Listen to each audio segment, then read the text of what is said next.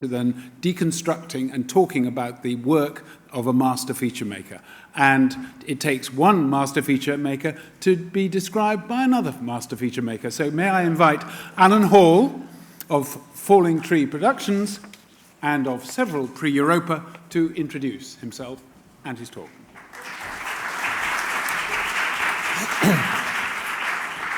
Hello, not quite right the last bit, but hello, I'm Alan Hall. I'm going to be talking about Harri Huhtamäki. Now, given that I've only been to the IFC twice, and I suspect a number of you have been more often, you're probably as familiar or more familiar with Harri's work than I am. And if you know Harri at all, you'll know that he is a man of few words. So for this afternoon, I'm going to share some of my own. I'm going to borrow some from other people. But first of all, I'm going to start with a little phrase I found from an essay Harri wrote 20 years ago, in which he describes this wonderful thing. It says, "The sound of the maker should be smiling."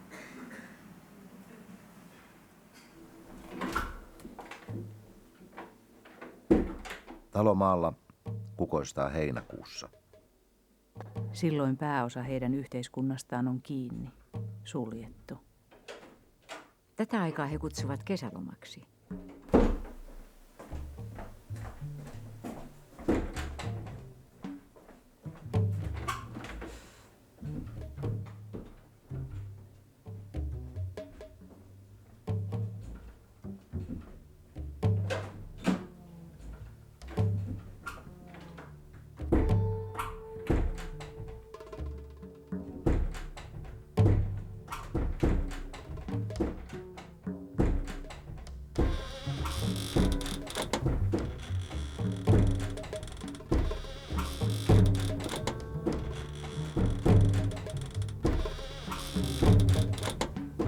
Mutta kuten sanottu, talomaalla kukoistaa. The sound of the maker should be smiling. I suspect a few things will be gained as well as lost in translation through this week and certainly this afternoon. That was the dance of the doors. It comes from Harri Huhtamäki's documentary from 2008 called A House in the Country. And that metaphor of doors opening and closing in a kind of ballet, that's something else I'm going to borrow this afternoon, because it allows us a chance to peer into the world of Finland's celebrated feature maker and the man who founded and directs the Radio Atelier, Harri Huhtamäki, who's here with us, of course. The door image is useful. It gives a point of entry for those who, like me, don't speak Finnish. I suspect I'm not in a minority. Or people also like me who come from a different culture of radio production. So what I hope to do is throw a few doors and windows open onto the mastery of this artist in sound. I should say he's an artist in smiling sound, I guess. A little later, I'm going to talk for a bit, but a little later we're going to hear his Prix Italia winning programme from last year, which is called He Must Be Different, the ballad of a man called Jana of Hully. But first, a few thoughts, impressions, provocations about Harri's radio imagination. And imagination, image, it's a word that immediately throws up problems when we're discussing radio. I'm not one of those, although as we heard yesterday, I'm not one of those who necessarily believes, along with those telly bashers, that radio can claim all the best pictures. I think telly does pictures pretty well. But radio is not just about image. It's not in competition for image. It's about something more. Image, just evoking image, seems to me too literal, too limited an ambition in its dimensions and its functions. So I'm going to borrow, to expand upon the idea of imagination, I'm going to borrow some words from an American composer called Pauline Oliveros, sort of Yoko Ono generation. And she talks about oralization, not a particularly beautiful word, but she offers that up instead of imagination. It's her term for inner sound, or the soundings heard or felt internally. And for her, for Pauline Oliveros, all sound inhabits what she calls the sonosphere. And the sonosphere is a kind of sonorous or sonic envelope of the earth, which we perceive, of course, through our ears, but also through our skin, our bones, fluids, organs, tissues of the body. And oralization, that ability to conjure image in the mind, conjure the image of sound in the mind, adds whole new dimensions to what we as feature makers and what Harri Huhtamäki, I suspect, as a feature maker, can achieve. Sounding sensations are activated. They activate the other senses. And of course, an entire memory bank of both conscious and unconscious associations can be unlocked through sound, doors opening and shutting. The ear, after all, famously never sleeps. It's always open. It never closes. So such is Harri's smiling sonosphere. But I'm racing ahead. The reason I'm doing this talk, I'm not quite sure, apart from that Simon and Lorelei asked me to do it. I think it's because I'd expressed an interest in a program I heard when I was a very young producer here at Broadcasting House. I used to do music sessions. We used to have proper classical concerts in this hall, in the control room back there. And the Radio 3 studio managers would allow the producer at their own fader to push up and down, just to keep them busy. But that's by the way, just to keep them out of trouble. And they didn't, apocryphally, they wore white gloves. They didn't actually wear white gloves when recording classical music, but they might as well have done. But the reason I'm doing this talk is I didn't know any of that stuff. I hadn't really thought about any of that stuff when I first heard a piece by Harri Huhtamäki. All I knew was that I'd never heard anything like it before. I was new as a music producer here in Broadcasting House. It was 1990. And Radio 3 broadcast an extraordinary program in Finnish called Toraka, or something such. Toraka, yeah? I'm getting approval from the Finns. Cockroach. It had just won the Prix Futura, and almost as extraordinary as the program itself, of course, was Radio 3's decision to broadcast it. And they broadcast it in full with no translation. Just a brief summary of the plot by a man called Tim Suter, as I remember, and then a little observation about the treatment. And what struck me about this piece wasn't just that the speech one hears is Finnish, although there's a smattering of other languages as well, but it was the production language. Its grammar, its accents, its conventions, the references it makes, the aesthetics of the entire conception. These opened up to me, as a young radio producer, a vista, a window onto a whole new world of tantalizing, rich, playful, magical possibility. So Cockroach is a documentary musical. That's the way it's described. And its subject is power. Power as seen through the mind of a child. And actually, Harri's daughter was one of the children whose imagination or mind it was seen through. She's here with us as well. The cockroach in the story is a terrifying creature. It terrifies all the other creatures, and it feeds on small children. It's a metaphor, obviously, for all kinds of tyrants. This tyrant, however, is ultimately proved or exposed to be powerless. A sparrow descends and gobbles it up. I'm condensing 45 minutes into 3.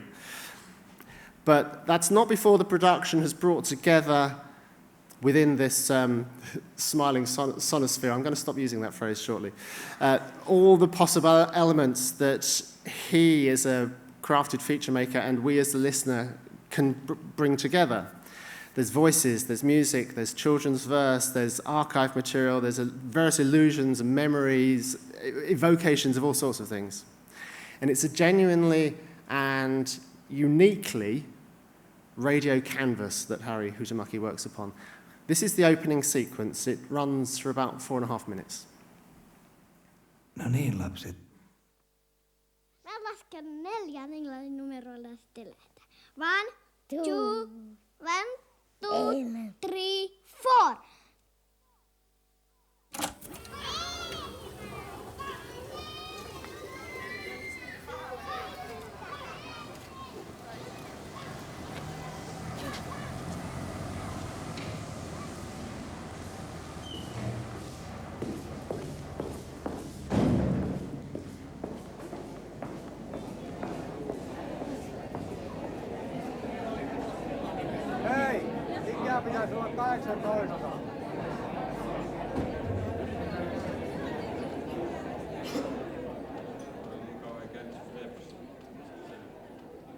Eeva, hei, tee mulle kahvi, se on niin taas kännissä.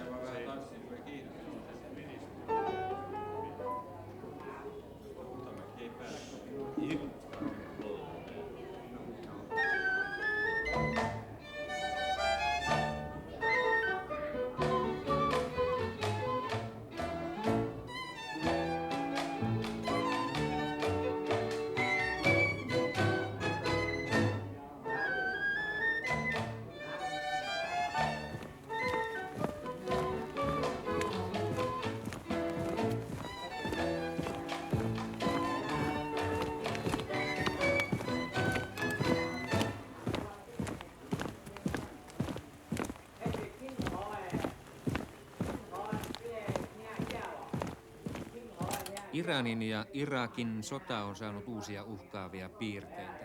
Välillä lähes unohdettu sota on nyt kestänyt yli 3 vuotta. Irak on hankkinut Ranskasta uusia aseita, jotka jo ennakolta ovat saaneet iranilaiset.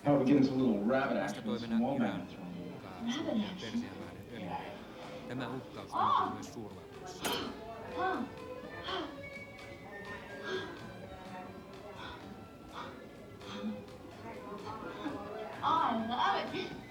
America's deterrence is more credible, and it is making the world a safer place. Safer because now there is less danger that the Soviet leadership will underestimate our strength or question our resolve. They are the evil empire, so Also für mich stehen zwei große Gefahren der noch immer weitergehende Rüstungspolitik.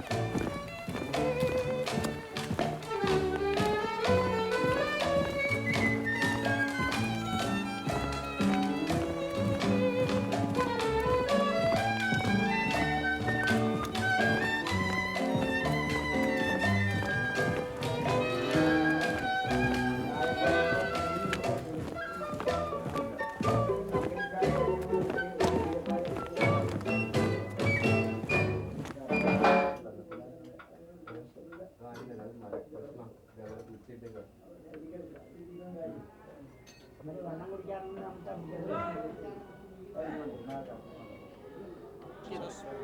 Kiitos. Amerikassa niitä paljon kulkee nimellä Cockroach. Torakka, mulla on housuissa vasta kulku. Ei ne oo torakoita. Tiikatkaa ei mitään kuulla täällä. Eiks ne oo niitä, jotka housuissa on? Ei ne oo torakoita. Kakkerlakka. Torakka on pieni eläin. Haltias. Huono. Miksi?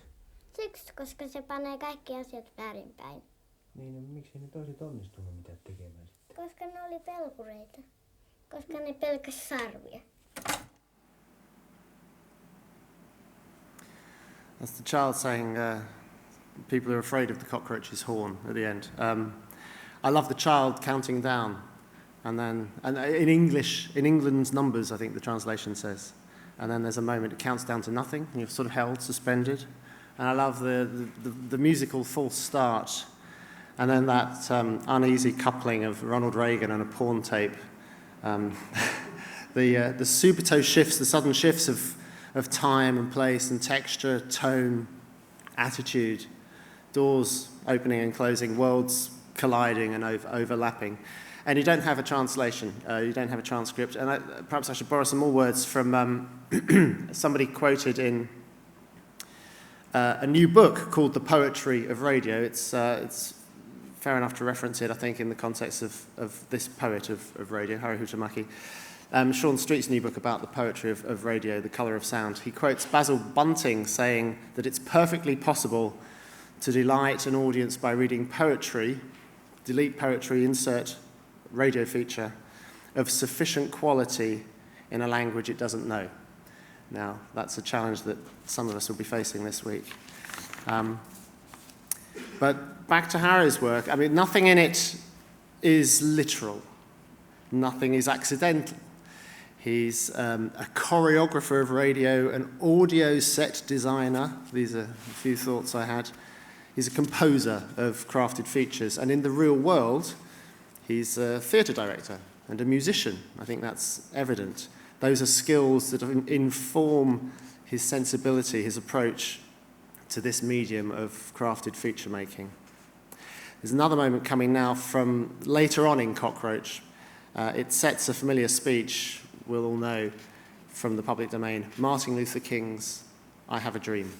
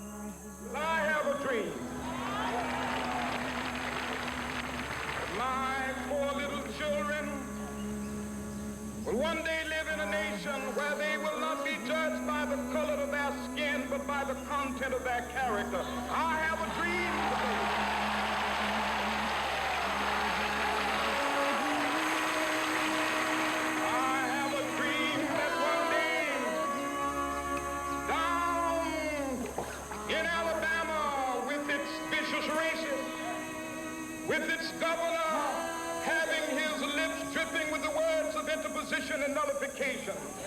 One day right there in Alabama, little black boys and black girls will be able to join hands with little white boys and white girls as sisters and brothers. I have a dream today.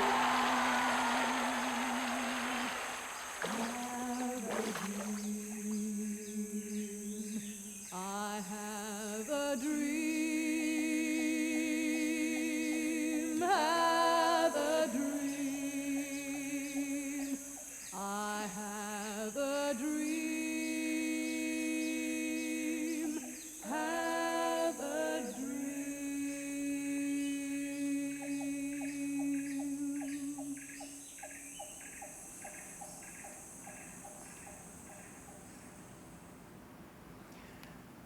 So events are staged, they're set within a frame, there's a musicalization that goes on. So in that instance you have obviously the Martin Luther King archive, but you have a musical setting of the words of the refrain of the archive, and then it's placed in the jungle or somewhere. It's a place that doesn't exist except in our own imaginations.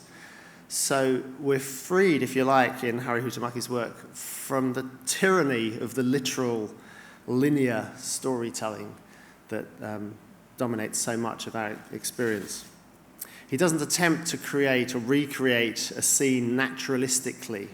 That's not the point. He's attempting to reveal a deeper imagery, oralization, inner realities that lie in the shadows beneath the appearance of things.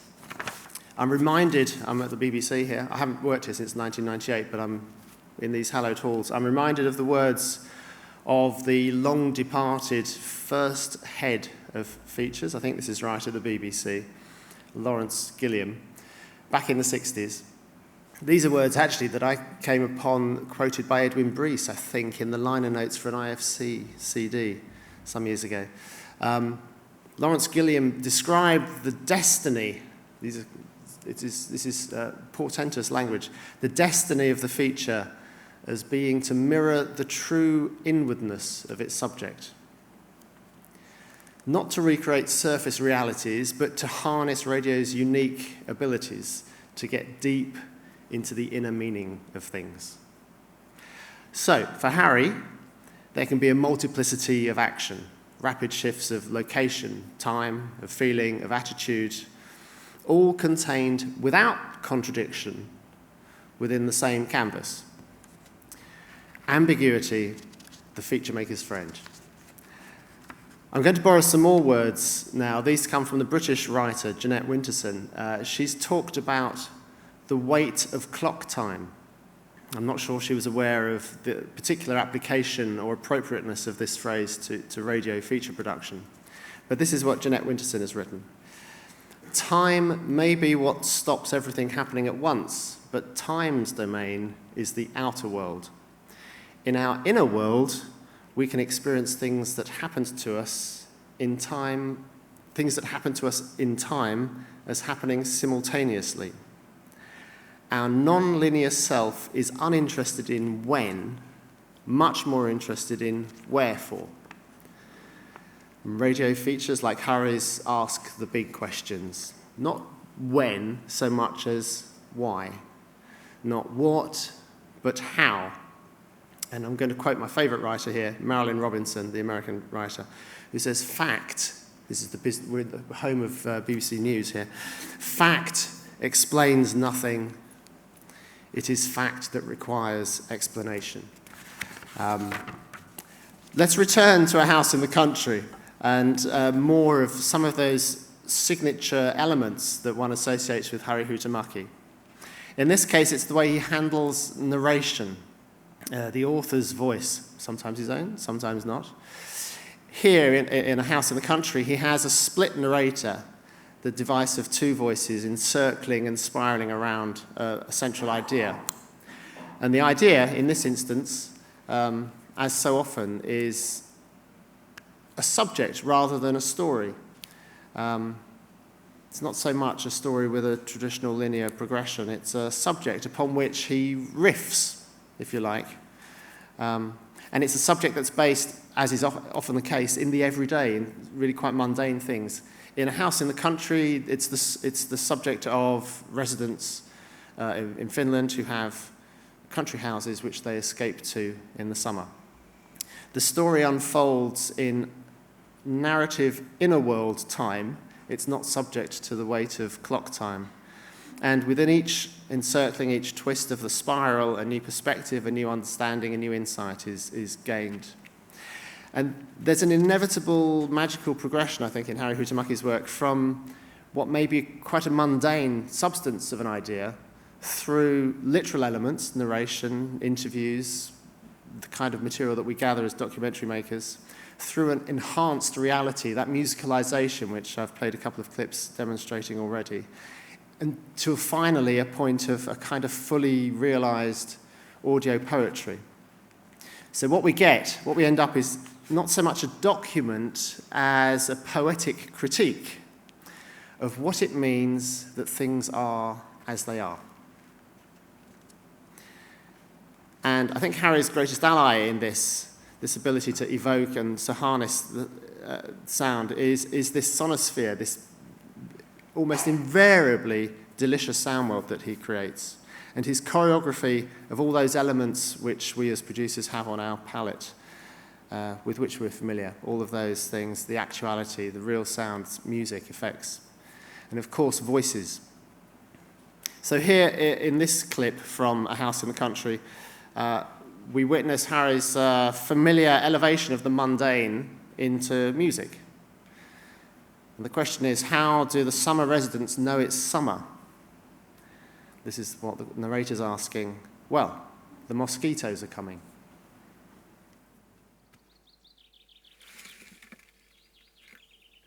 Mistä he tietävät, että nyt on kesämaalla? Hyttyset olevat.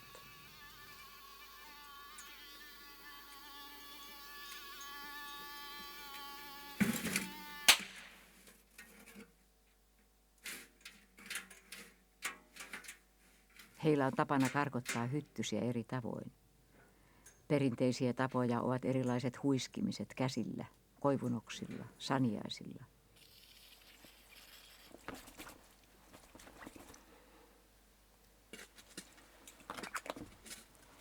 Nykyisin he käyttävät erilaisia kemikaaleja suihkeina iholle ja vaatteille, erilaisia öljyjä ja rasvoja, poltettavia kiehkuroita, joiden savun uskotaan karkottavan hyttyset.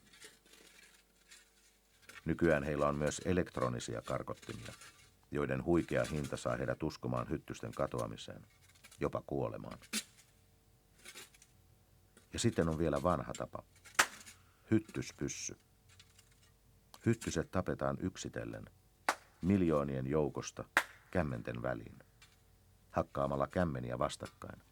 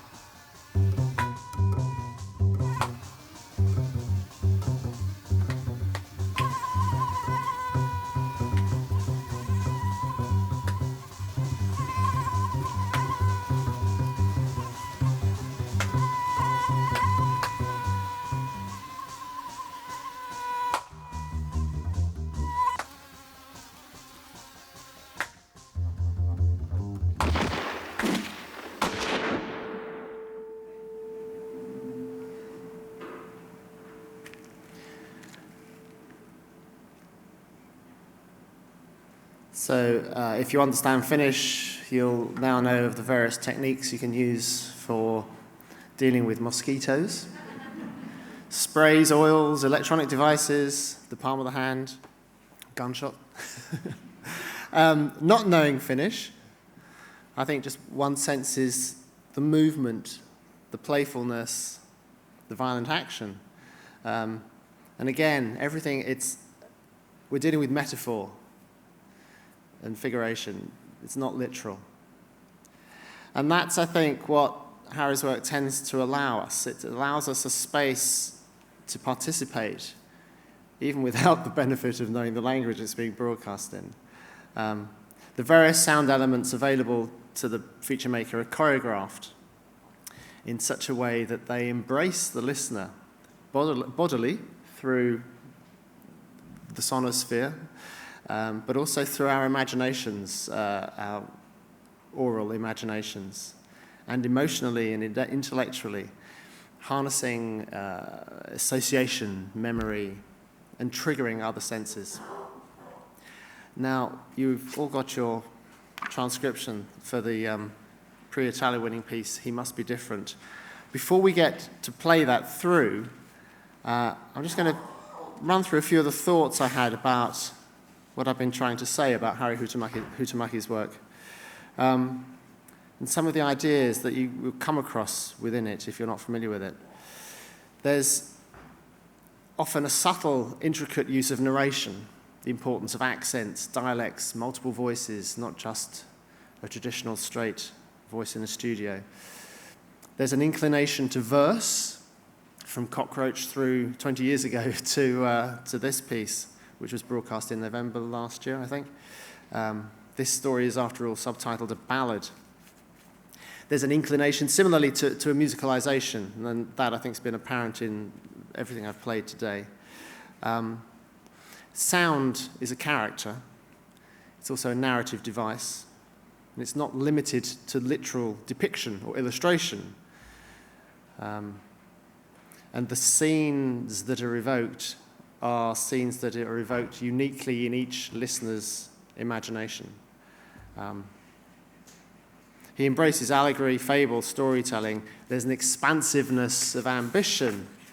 And you mustn't forget, underlying it all, there's a political or socio-political discourse going on. Don't be taken in by all the playfulness and the mischief. There are serious ideas being examined in Harri's work. And finally, there's an ongoing